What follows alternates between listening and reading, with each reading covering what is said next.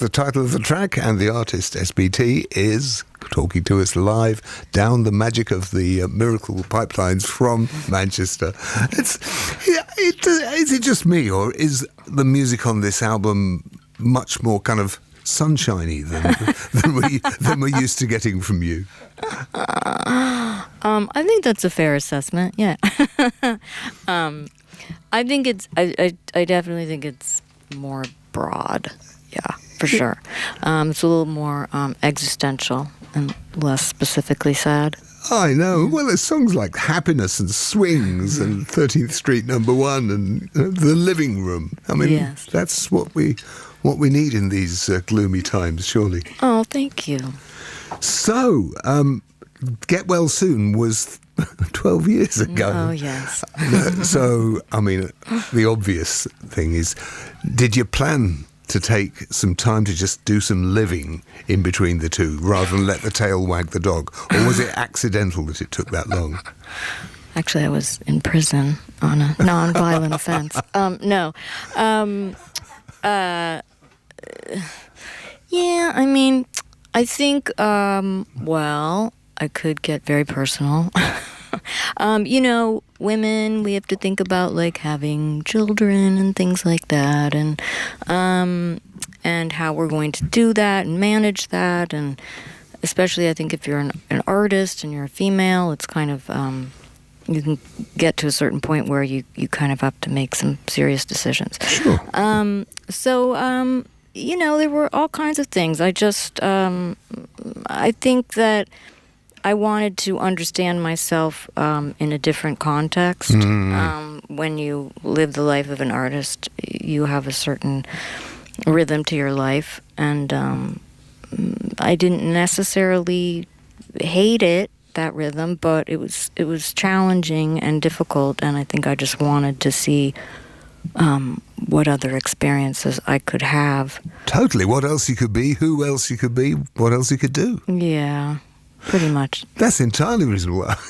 in another life, I worked as a recording artist, and I had a 20-year gap between albums. That seemed entirely reasonable to me, and I don't see why you shouldn't have 12. No, I don't see why. I mean, it's good to sort of, I've got I had a lot of life experiences to put into this album.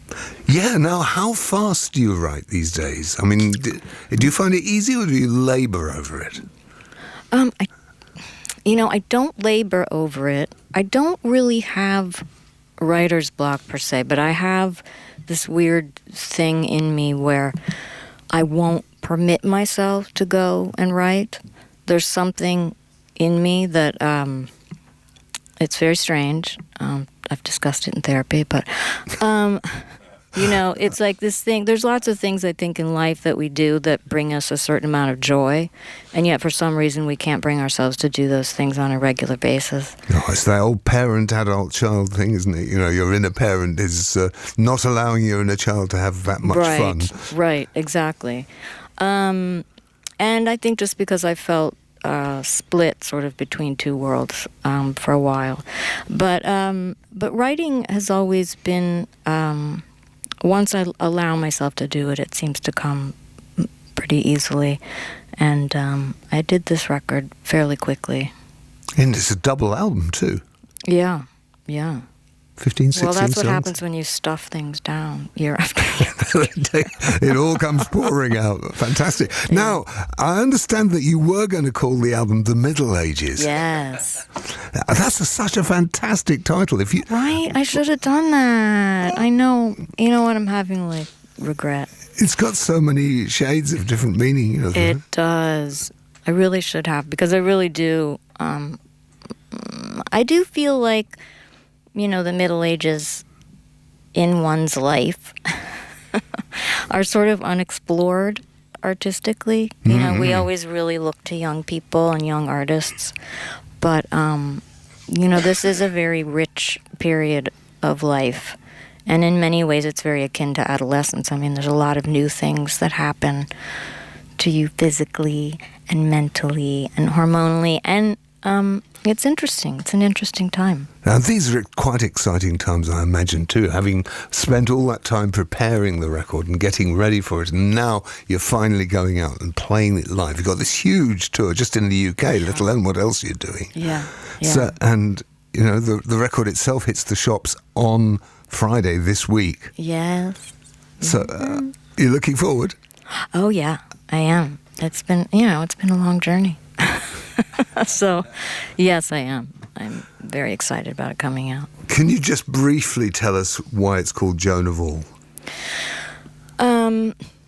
Well, it's really sort of a stream of consciousness thing. I mean, I started thinking about, well, as I said, the Middle Ages.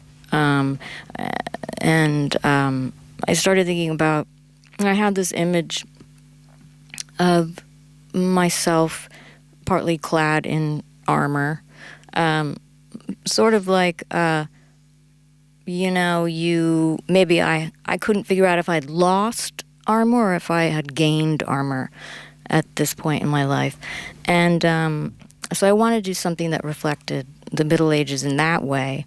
And then Joan is the name, my mother's name. Ah.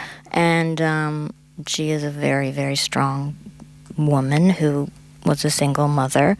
And I just wanted to sort of give a shout out to strong women. We have some things going on in the United States with Roe versus Wade. And when I was debating titles, I just started thinking of Joan of Arc and strong female figures and my mother, and that's a very long explanation. No, that's okay.